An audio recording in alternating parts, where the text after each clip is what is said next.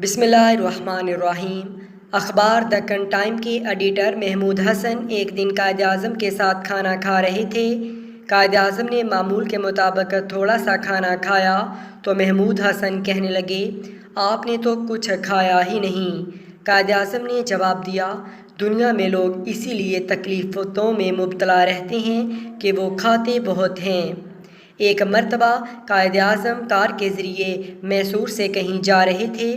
ان کے سیکرٹری مطلوب صاحب اور مس فاطمہ جناب بھی ساتھ تھیں۔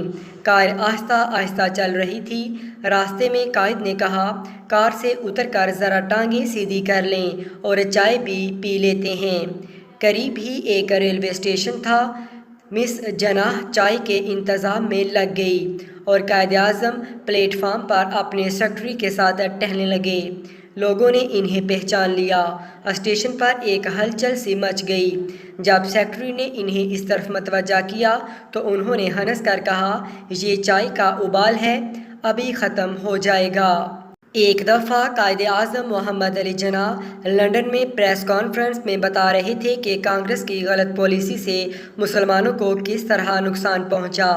کسی نمائندے نے کہا کہ لیکن جناب، آپ بھی تو کبھی کانگریس میں تھے۔ اس پر قائد نے کہا، ہاں، جب میں بچہ تھا تو پرائمری اسکول میں بھی پڑھتا تھا۔ قائد اعظم جب لندن یونیورسٹی میں تعلیم حاصل کر رہے تھے تو ایک انگریز پروفیسر پیٹرز ان سے شدید نفرت کرتا تھا۔ ایک دن پروفیسر ڈرائنگ روم میں لنچ کر رہے تھے تو جناح بھی اپنی ٹرے لے کر اسی ٹیبل پر بیٹھ گئے۔ پروفیسر کو اچھا نہ لگا اور اس نے جناح کو کہا، کیا آپ کو نہیں پتا کہ ایک پرندہ اور سور ساتھ بیٹھ کر نہیں کھا سکتے؟ جناح نے بہت اطمینان لہجے میں جواب دیا کہ پریشان نہ ہوں، آئی ول فلائی ٹو ادر ٹیبل، یعنی میں دوسرے ٹیبل پر اڑ کے چلا جاتا ہوں۔ جناح کے اس جواب پر پروفیسر کو بہت غصہ آیا اور اس نے انتقام لینے کا فیصلہ کر لیا۔ اگلے ہی دن پروفیسر نے جناح سے سوال کیا کہ اگر راستے میں تمہیں دو بیگ ملیں، ایک میں دولت اور دوسرے میں دانائی ہو تو تم کس کو اٹھاؤ گے؟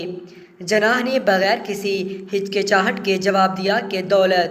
جناح کے اسی جواب پر پروفیسر نے طنزیہ کہا کہ اگر میں تمہاری جگہ ہوتا تو دانائی والا بیگ اٹھاتا۔ جناح نے جواب دیا کہ ہر انسان وہی چیز اٹھاتا ہے جو اس کے پاس نہ ہو۔